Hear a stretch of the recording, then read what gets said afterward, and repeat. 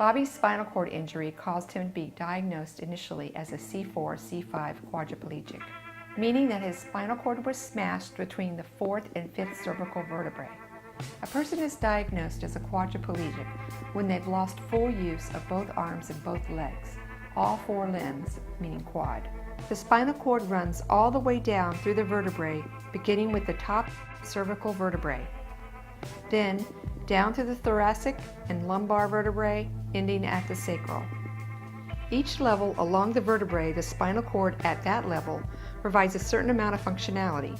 When the spinal cord is severed or crushed, most of the functionality below that level of injury is lost. A C5 quadriplegic like Bobby typically has full movement of their head, neck, and shoulders, and sometimes their biceps and or their triceps, which allow them to use their arms even if they can't feel them like Bobby. A C1 to C4 quad typically is required to use a ventilator because they no longer have autonomic function of their diaphragm, which is what forces the lungs to breathe automatically. So because they can't breathe on their own, they need a ventilator machine to do the breathing for them. For the first month at UCSD Hillcrest, after Bobby's injury in 1999, he couldn't breathe on his own, so he was put on a ventilator in ICU. His doctors informed us initially that he may be on a ventilator for the rest of his life, but we refused to believe that. We were so blessed to have a respiratory therapist, Ernie, who showed us how he might get free of the respirator. Because I was there with Bobby in ICU every day, Ernie thought we could do it together. Most people on a ventilator in ICU who don't have someone there with them all the time can become addicted to the ventilator and reach a point of total dependency. Ernie said he would show Bobby how he could get off the ventilator. It wasn't going to be easy, but Bobby was determined, and we were grateful that Ernie told us about this. It gave us this option that the doctors never gave us. Ernie showed us that the current setting on the respirator was 30 breaths per minute, or BPM. This meant that the ventilator was breathing for him at 30 BPM.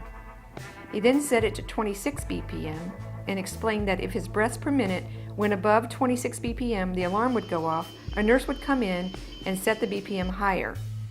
But that is what causes a person to become addicted to these machines. A healthy adult breathes about 12 to 14 breaths per minute. So until Bobby could get his BPM down at least to this, he could remain on the ventilator. He showed Bobby how he could control the number of breaths by using his stomach muscles. Bobby was in excellent health with very strong stomach muscles from years of surfing. I remember looking at how healthy and fit he was lying there.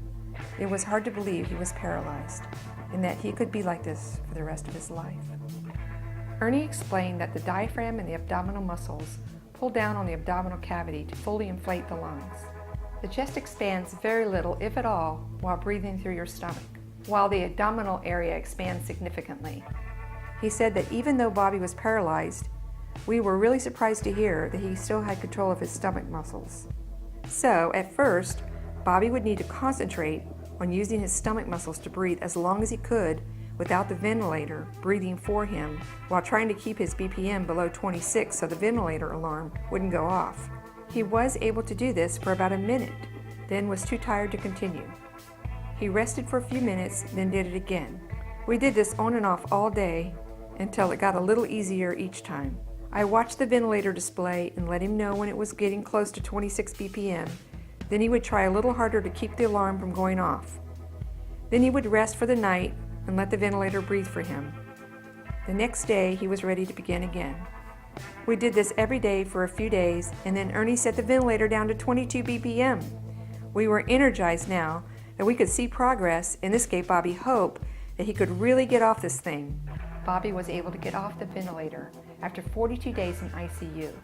It wasn't easy, it was really hard, but he was determined and wouldn't give up. Bobby's dad, Bob, brother Chris, and Bob's girlfriend Tina were there every day to encourage him and praise him for his progress.